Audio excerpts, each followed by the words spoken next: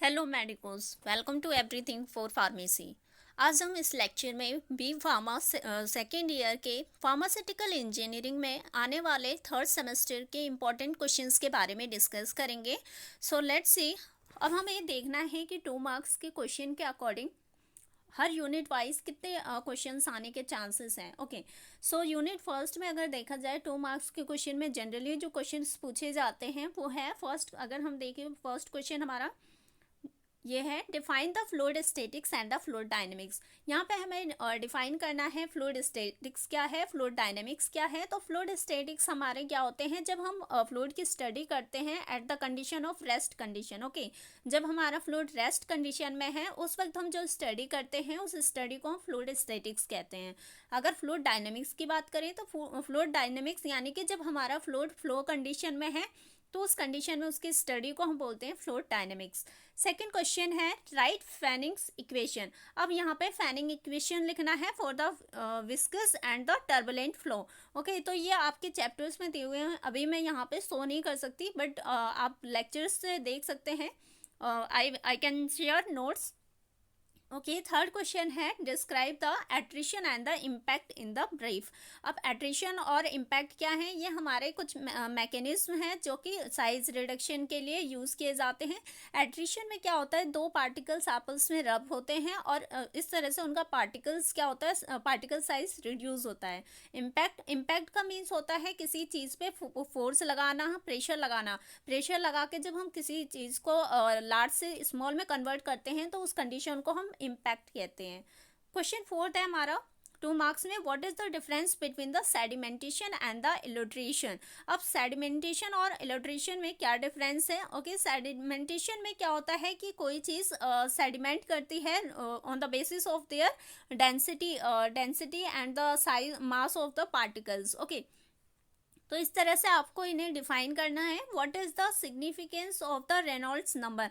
Reynolds number क्या है, इसका यूज़ क्या है, सिग्निफिकेंस क्या है। रेनॉल्ड्स नंबर यूज़ किया जाता है generally flow of the fluid की नेचर को आइडेंटिफाई करने के लिए कि हमारा जो फ्लूइड का फ्लो है वो किस तरह का होगा। ओके, जैसे कि विस्कस है, टर्बुलेंट फ्लो होगा, लैमिनार फ्लो होगा, तो किस तरह का फ्लो है उसकी स्टडी के लिए हमें रेनॉल्ड नंबर हमारे लिए इम्पॉर्टेंट है। Okay, what name any two mechanism of the size reduction. अब जैसा कि टू मैकेनिज्म देना है, ऐसा कौन से टू मैकेनिज्म है जो साइज सेपरेशन में यूजफुल हैं। ओके, साइज सेपरेशन के लिए एजिटेशंस होता है, ओके, वाइब्रेशन है, गायरेशन है, तो ये हमारे कुछ मैकेनिज्म है साइज सेपरेशन। यानी कि दो पार्टिकल्स जो कुछ ऐसे होंगे जो लार्ज होंगे, कुछ स्मॉल होंगे, तो उन दो पार्टिकल्स को कैसे हम सेपरेट करेंगे, तो इसके लिए मैकेनिज्म है। ओके, उसके बाद है हमारा यूनिट सेकंड। यूनिट सेकंड से क्या क्या आने के चांसेस है, जैसे कि what do you understand by the conduction, convection and the radiation। ये बहुत ही इंपॉर्टेंट क्वेश्चन है। कंडक्शन, कन्वेक्शन, रेडिएशन में जनरली डिफरेंस पूछ लिया जाता है। तो कंडक्शन में क्या होता है, जो हीट ट्रांसफर का मैकेनिज्म होता है वो किसी मीडियम के थ्रू होता है। यानी हमारा जो कंडक्शन है वहाँ पे डायरेक्ट कॉन्टैक्ट होने की वजह से क्या होता है, हीट ट्रांसफर होता है। लेकिन जो हमारा कन्वेक्शन है, कन्वेक्शन में क्या होता है, डायरेक्ट कांटेक्ट नहीं होता, यहाँ पे किसी मीडियम की ज़रूरत नहीं होती। हमारा जो हीट ट्रांसफ़र मैकेनिज्म है वो डायरेक्ट उसके कांटेक्ट मतलब सोर्स ऑफ हीट और जो हीट होने वाला मटेरियल उनके बीच में कोई मीडियम नहीं होता, डायरेक्ट कांटेक्ट होता है। रेडिएशन में क्या होता है, हीट ट्रांसफ़र होती है through the air particles, gas particles in the form of radiation. Okay, उसके बाद है second question, state and express Fourier's law of the heat transmission with equation. Fourier's law क्या है हीट ट्रांसमिशन में, ये derivation है जो कि बहुत ही अच्छी है, सिंपल है। अगर हम एक बार इसे समझ लें तो मतलब कि इसमें सिर्फ फोरियर्स लॉ में ये एक्सप्लेन किया गया है ऐसा कौन कौन से फैक्टर हैं जो कि हीट ट्रांसमिशन को अफेक्ट करते हैं। तो जैसे कि अगर हम किसी भी मटेरियल के थ्रू हीट ट्रांसफ़र कर रहे हैं तो उसका उस मटेरियल का विड्थ क्या होगा, चौड़ाई क्या है, ओके, उसकी डेंसिटी कितनी है, और मतलब हम कह सकते हैं हमारा जो हीट डिफरेंस है, हीट ग्रेडियंट कितना है। तो ये सारे फैक्टर्स जो हैं वो हीट ट्रांसमिशन को अफेक्ट करते हैं और यही हमारे फूरियर्स लॉ में एक्सप्लेन किया गया है। नेक्स्ट क्वेश्चन है third, define the evaporation. Evaporation में क्या है, third question, define the evaporation, एक सेकेंड। सो थर्ड क्वेश्चन है हमारा evaporation. Define the evaporation, how evaporators differ from drying and the distillation. Okay, तो अब हमें ये बताना है कि एवापोरेशन क्या है। एवापोरेशन होता है हमारा कोई भी लिक्विड है वो गैस पार्टिकल्स में कन्वर्ट होता है, तो इस प्रोसेस को हम एवापोरेशन कहते हैं with the help of heating source. अब यहाँ पे पूछा गया है एवापोरेशन ड्राइंग और डिस्टिलेशन से किस तरह से डिफर है। तो एवापोरेशन में क्या होता है, फर्स्टली हम कोई भी चीज़ एवापोरेट करते हैं तो वहाँ पे large amount of water loss होता है, प्लस वहाँ पे हमें कंसनट्रेटेड प्रोडक्ट चाहिए होता है। लेकिन अगर हम ड्राइंग की बात करें, ड्राइंग के केस में क्या होता है, हम बहुत ही कम अमाउंट में हमें वाटर का लॉस चाहिए होता है। मतलब हम वहाँ पे ड्राइंग का मतलब है कि बहुत कम वाटर के मॉलिक्यूल प्रेजेंट है हमारे किसी भी वेट मटेरियल में, तो यहाँ पे लॉस ऑफ वाटर का कंटेंट बहुत ही कम होता है। प्लस यहाँ पे ड्राइंग के केस में हमें क्या चाहिए होता है, ड्राइड प्रोडक्ट चाहिए होता है, यानी कि बिल्कुल भी उसमें वाटर नहीं होना चाहिए। उसके बाद है डिस्टिलेशन। डिस्टिलेशन में क्या होता है, हम प्योरिफिकेशन करते हैं। हम पहले सारे जितना भी लिक्विड पार्ट है उसे वेपोराइज करते हैं, फिर अगेन हम उसे कंडेंस करके दो लिक्विड को सेपरेट करते हैं on the basis of boiling point. Okay, उसके बाद है हमारा फोर्थ क्वेश्चन है, what do you understand by the molecular distillation. Molecular distillation से आप क्या समझते हैं। मॉलिक्यूलर डिस्टिलेशन का मतलब है कि हमारे जो हीटिंग सोर्स है, मीन्स जैसे कि हम हीटिंग दे रहे हैं किसी भी लिक्विड के सैंपल को, तो हीटिंग सोर्स और कंडेंसेशन दोनों बहुत इतने क्लोज होते हैं कि वहाँ पे बहुत ही सेकंडों का टाइम लगता है, तुरंत एवापोरेशन होगा, तुरंत ही कंडेंसेशन होगा, तो इसी वजह से इसे मॉलिक्यूलर डिस्टिलेशन बोला गया है। ओके, उसके बाद है हमारा fifth question, differentiate between the heat interchanger heat exchanger. Heat exchanger और इंटरचेंजर में क्या डिफरेंस है, बहुत ही कॉमन क्वेश्चन है और कंफ्यूजिंग है, तो please try to remember. Heat interchanger, inter से मतलब कि दो डिफरेंट चीज़, ओके, सो सॉरी, दो सेम चीज़ों के बीच में कोई चीज़ चेंज हो रही है, तो हीट इंटरचेंज यानी कि सेम मॉलिक्यूल सेम फेस के बीच में हीट चेंज ट्रांसफर होना। ओके, जैसे कि वाटर के मॉलिक्यूल हैं और दूसरे एक वाटर हमारा वार्म है, एक हमारा वाटर कोल्ड है, तो हमें अगर दूसरे कोल्ड वाले वाटर को भी हमें हीट करना है तो हम क्या करेंगे, गर्म पानी में ही अपने ठंडे पानी को ऐड कर देंगे, तो वो क्या हो गया, हीट इंटरचेंजर। लेकिन अगर हम हीट एक्सचेंजर की बात करें तो यहाँ पे दो डिफरेंट फेस के बीच में हीट ट्रांसफ़र होता है, तो इसे हम हीट एक्सचेंजर कहते हैं। जैसे कि हमने कोई हॉट स्टीम ले लिया एक पाइप में, उसके आउटसाइड हमने लिक्विड रख दिया, तो जो हीट होगी स्टीम की वो हमारे लिक्विड में ट्रांसफ़र होगी, तो इस तरह से दो डिफरेंट फेस के बीच में हीट ट्रांसफ़र होने को हम हीट एक्सचेंजर कहते हैं। उसके बाद है सिक्स क्वेश्चन है, define the term entrainment, how it is prevented. Entrain means जब भी हम फिल्ट्रेशन करते हैं तो हमारे फिल्टर मीडियम में चांसेस होते हैं कि हमारे जो पार्टिकल साइज हैं, जो भी हमारा फिल्टर केक है उसका जो पार्टिकल साइज है वो हमारे फिल्टर मीडियम के जो पोर साइज हैं उससे छोटा होने की वजह से वो उसमें इंट्रैप हो सकता है, तो इससे ब्लॉकिंग हो सकती है, तो उसे प्रिवेंट करने के लिए हम फिल्टर एड का यूज़ करते हैं। ओके, उसके बाद है हमारा नेक्स्ट थर्ड यूनिट में हम 2 मार्क्स के क्वेश्चन अगर देखें तो इसमें होंगे जैसे कि define EMC and the CMC. What is EMC and CMC? EMC is the equilibrium moisture content and CMC is the critical moisture concentration. Okay.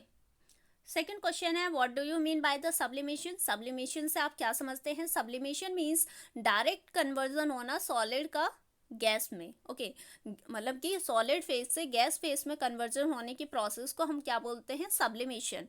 Third question है, what do you understand by the bound moisture unbound moisture. Bound moisture और unbound moisture में क्या difference होता है। जब भी हम drawing process करते हैं तो हमारा जो वेट मटेरियल है, अगर उसमें जो लिक्विड कंटेंट है वो फ्रीली क्या कर सकता है, वेपराइज हो सकता है, यानी कि वो हमारे मटेरियल के डीप में प्रेजेंट ना होके सरफेस पे ही अगर वाटर प्रेजेंट है, तो उस कंडीशन में हमारा अनबाउंड मॉइस्चर होगा।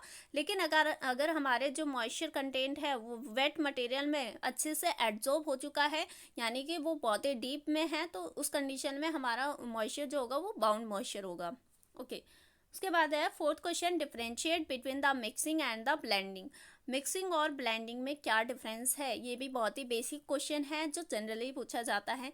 सो मिक्सिंग में हम क्या करते हैं, दो डिफरेंट फेजेस को क्या करते हैं, मिक्स करते हैं। लेकिन ब्लेंडिंग की बात की जाए तो ब्लेंडिंग में हम सेम फेज के बीच में क्या करते हैं, मिक्सिंग करते हैं, तो उस चीज़ को हम बोलते हैं ब्लेंडिंग।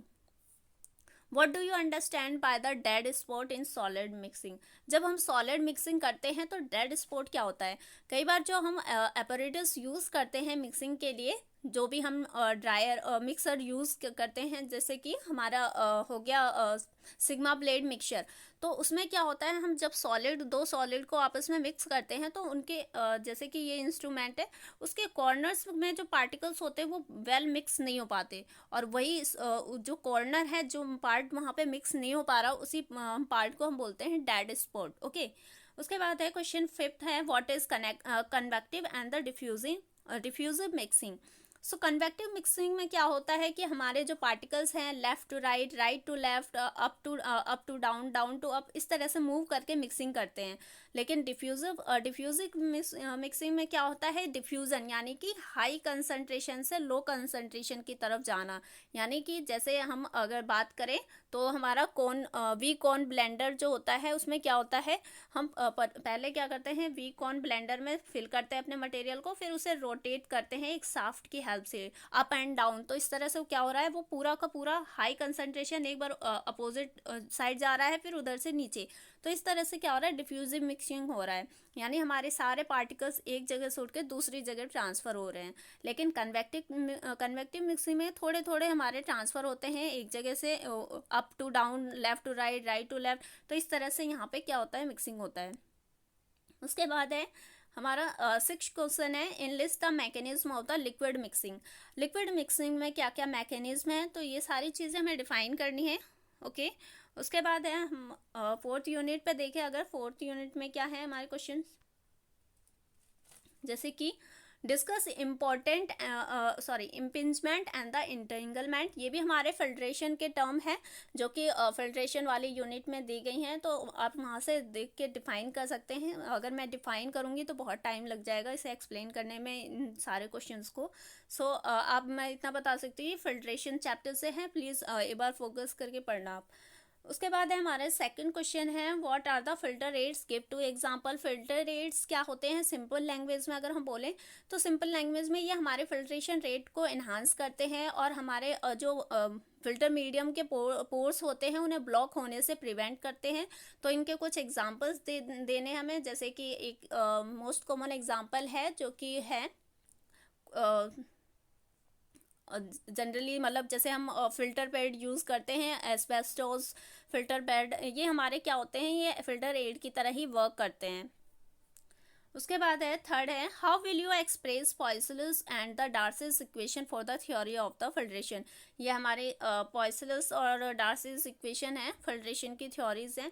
उसके बाद है फोर्थ क्वेश्चन में, what is meant by under driven and the over driven assembly, give examples also. Under driven and the over driven assembly क्या होती है, अंडर ड्रिवन यानी कि जो हम कंट्रोल कर सकते हैं, ओवर ड्रिवन जो प्रोसेस हम कंट्रोल नहीं कर सकते। उसके बाद है question fifth, explain the principle behind centrifugal separation. हमारे सेंट्रीफ्यूगल सेपरेशन के पीछे प्रिंसिपल क्या होता है, डेंसिटी डिफरेंस होता है। जितना ज़्यादा डेंसिटी ग्रेडियंट होगा उतनी जल्दी दो चीज़ें आपस से क्या होंगी, सेपरेट हो जाती हैं। उसके बाद एक सिक्स्थ क्वेश्चन है, differentiate between the sedimentation centrifuge and the filtration centrifuge. इसका बेसिक डिफरेंस यही है कि सेडिमेंटेशन सेंट्रीफ्यूज में क्या होता है, पार्टिकल सेडिमेंट होते हैं तब जाके सेपरेशन होता है। लेकिन फिल्ट्रेशन सेंट्रीफ्यूज में एक तरफ सेंट्रीफ्यूगेशन प्रोसेस होता है, दूसरी तरफ क्या होता है, फिल्ट्रेशन भी चलता रहता है। तो इस प्रोसेस को हम बोलते हैं फिल्ट्रेशन सेंट्रीफ्यूज। ओके, उसके बाद है हमारे यूनिट फिफ्थ में क्या आने के चांसेस हैं, define the corrosion. Basic question, corrosion क्या है, explain the effect of the pH on corrosion. Corrosion पे पीएच का क्या इफेक्ट होता है, मतलब कि वो कोरोजन की एक्टिविटी को इन्हांस करेगा या फिर डिक्रीज करेगा। ओके उसके बाद है हमारा सेकंड क्वेश्चन है, how oxide films are formed. Oxide film कैसे बनती है, जब रस्टिंग प्रोसेस होता है तो वहाँ पे ऑक्साइड फॉर्मेशन होता है, तो उस चीज़ को हमें डिफाइन करना है। इसके एडवांटेज क्या है, what do you mean by the materials of construction, मतलब materials of the construction, construction के दौरान जो मटेरियल्स यूज़ किए जाते हैं उससे आप क्या समझते हैं। Give two example non ferrous material, non ferrous material के एग्जाम्पल्स देने। ओके उसके बाद है, name the material comes under the inorganic, organic, non metal. ये बहुत ही डिफरेंट बेसिक क्वेश्चन है जो डायरेक्टली बुक से लिए गए हैं और डेफिनेशन बेस्ड क्वेश्चन है। What are the ferrous and the non ferrous metal, ferrous और नॉन फेरस मेटल्स क्या हैं, उनके एग्जाम्पल दीजिए। तो ऐसे ऐसे मेटल जिन जो फेरस से बने हुए हैं वो हमारे फेरस मटेरियल हो गए। ओके नॉन फेरस जिनमें आयरन नहीं है वो नॉन फेरस हो गए। उसके बाद आते हैं 5 मार्क्स के क्वेश्चन में, यूनिट वाइज देखते हैं। 5 मार्क्स के लिए भी हैं क्वेश्चंस, जैसे कि explain the construction and the working of the orifice meter. Orifice meter क्या होता है, ये प्रेशर डिफरेंस को मेजर करता है, तो इस तरह से आप डिफाइन कर सकते हैं what is orifice meter. Describe the mechanism of the size reduction with suitable example. Size reduction के क्या क्या मैकेनिज्म है, विद सुटेबल एग्जांपल हमें डिफाइन करना है। इसके कई सारे मैकेनिज्म है, 4 to 5 मैकेनिज्म है। ओके उसके बाद है, explain the construction working of the hammer mill. बहुत ही मोस्ट कॉमन क्वेश्चन है, एप्लीकेशंस आती हैं इसकी। Explain the working of the cyclone separator. Cyclone separator या फिर सीव सेकर मशीन के क्या है, हमें वर्किंग समझानी है। तो ये 5 मार्क्स में क्वेश्चन आते हैं और इसके बेनिफिट्स क्या हैं, यूजेस क्या हैं, तो इन सब चीज़ों को एक्सप्लेन करना होगा। नेक्स्ट है यूनिट सेकंड में आता है हमारा, जैसे कि draw the neat and label diagram of the cell and the tube heat exchanger। cell and tube heat exchanger mechanism कैसे वर्क करता है, ये सारी चीज़ें नोट्स में होंगी। What are the various factors that influence the evaporation। evaporation के दौरान कौन कौन से ऐसे factors हैं जो evaporation को affect कर सकते हैं, तो उन्हें डिस्कस करना है। Describe the construction and working of the horizontal tube evaporator and the climbing film evaporator। इनमें से कोई एक डिफाइन करना है। उसके बाद है, describe the principle working principle of the simple distillation, flash distillation. ये बहुत ही मोस्ट कॉमन हमारे क्वेश्चंस है जो पूछे जाते हैं। नेक्स्ट है हमारा यूनिट थर्ड है, draw a neat and label diagram of the fluidised bed dryer. Fluidised bed dryer क्या है, ये सिंपली क्वेश्चन, डायरेक्ट क्वेश्चन पूछे गए हैं। जो भी हमें टॉपिक कवर करवाया जाता है कॉलेज वगैरह में, वो सिंपली हमारे जो भी सेमेस्टर एग्ज़ाम होते हैं उसमें डायरेक्ट क्वेश्चन पूछे जाते हैं। ऐसा कुछ नहीं है कि डीप से क्वेश्चन आते हैं, so be prepared. What do you understand by the drawing. Drawing से आप क्या समझते हैं। ड्राइंग में हम क्या करते हैं, किसी भी अपने वेट मटेरियल को ड्राई करते हैं with the help of heating source, okay, to get the dried product. तो इस तरह से डिफाइन करना है। इसका फार्मास्यूटिकल फील्ड में क्या इंपॉर्टेंट रोल है। Okay describe the construction working of the spray dryer, drum dryer क्या है। Explain the construction working of the Silverson emulsifier क्या है। ट्विन सेल, ये सिल्वर्सन बहुत ही मोस्ट कॉमन है, जनरली बहुत ही ज़्यादा ही पूछने के चांसेस होते हैं। ट्विन सेल ब्लेंडर क्या है। तो ये सारी चीज़ें हैं। यूनिट फिफ्थ में है, explain the different theories of the filtration. Filtration की 3 थ्योरीज हैं, वो हमें डिफाइन करनी है। Define the filtration, filtration define करिए। Descriptive note for the filter media and its type. Filter media कितने तरह के होते हैं तो उनके बारे में डिफाइन करना है। उसके बाद है, describe the construction working of the drum filter. Drum filter कैसे वर्क करता है, या फिर हम बोल सकते हैं दूसरा क्वेश्चन ये हो सकता है, कार्ट्रिज फिल्टर भी आता है कई बार। फोर्थ क्वेश्चन है, सेंट्रीफ्यूगेशन क्या है, इसकी थ्योरी क्या है and with respect to the centrifugal effect. Centrifugal effect हमारा क्या है, एक रिलेशन है centrifugation force and plus gravitational force में। Okay describe the principle construction working of the perforated basket centrifuge. ये फिल्ट्रेशन सेंट्रीफ्यूज है जो कि काफ़ी पूछा जाता है। यूनिट फिफ्थ में आता है, what are the various factors influencing the selection of the material. जब भी हम कोई मटेरियल मतलब कि हम कोई अपने इंस्ट्रूमेंट लार्ज इंडस्ट्रियल लेवल पे यूज़ होने वाले हम इंस्ट्रूमेंट प्रिपेयर करते हैं तो उसमें क्या मटेरियल के सिलेक्शंस होते हैं, क्योंकि फार्मास्यूटिकल इंडस्ट्री में बहुत ही ज़्यादा ज़रूरी होता है नोटिस करना कि किस मटेरियल से बना है। जब भी हम उसमें फिर हम अपने मेडिसिन को भी देखते हैं कि हमारा क्या मेडिसिन इसमें properly without any toxicity prepare किया जा सकता है या नहीं, तो इसलिए मटेरियल्स भी चेक किया जाता है, उसका सिलेक्शन भी बहुत सारे फैक्टर्स के बेस पे किया जाता है। Right note on the different types of the stainless steel, stainless steel के कितने टाइप्स होते हैं, कंपोजिशन, उसके यूजेस क्या हैं, classify the materials of the construction, material construction के दौरान मटेरियल्स क्या यूज़ किए जाते हैं, right a note on organic non metal component, organic non metal यानी कि जितने भी ऑर्गेनिक कंपाउंड होते हैं वो हमारे नॉन मेटल की कैटेगरी में ही आते हैं, तो डिफाइन करना है। Mention the factors that influence the rate of the corrosion, अब ऐसे कौन कौन से फैक्टर हैं जो कि कोरोजन के रेट को इन्फ्लुएंस करते हैं। नेक्स्ट है हमारे 10 मार्क्स के question unit wise. So unit first में है जैसे कि state and dry Bernoulli's equation, Bernoulli equation क्या है, ओके। सो इसमें भी वही है, बर्नौली या हमारे ये फ्लूइड मैकेनिज्म के लिए है। क्लासीफाई द मैनोमीटर्स, मैनोमीटर्स क्या होते हैं, प्रेशर डिफरेंस को मेजर करने के लिए यूज़ किए जाते हैं। How will you determine the pressure difference of the fluid contain a pipe और a vessels by using simple manometer, simple manometer का हमें कंस्ट्रक्शन वर्किंग बताना है कि कैसे ये वर्क करता है किसी लिक्विड का प्रेशर मेजर करने के लिए, ओके।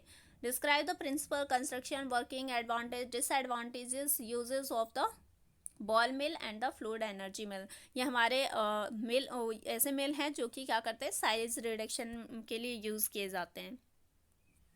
नेक्स्ट है यूनिट सेकंड, यूनिट सेकंड में आता है हमारा जैसे कि what do you understand by the multiple effect evaporator, ये सबसे ज़्यादा पूछा जाता है क्योंकि ये बहुत ही इकोनॉमिकली यूज़ किए जाने वाला एवोपरेटर है, इसके बहुत सारे यूजेस बेनिफिट्स हैं, एडवांटेज हैं, दैट्स वाई ये क्वेश्चंस भी पूछे जाते हैं इसके, okay. Describe the construction working of the triple effect evaporator, triple effect क्यों बोला गया, क्योंकि ये इसमें हमारा ये ऐसा एवोपरेटर है जिसमें ट्रिपल एवोपरेटर्स आपस में जुड़े होते हैं, 3 एवोपरेटर, तो इसीलिए बोला गया triple effect evaporator, okay. Add a note on the economy, इसीलिए यहाँ पे पूछा गया है इसके इकोनॉमी पे हमें राइट नोट लिखना है, multiple effect of the evaporator.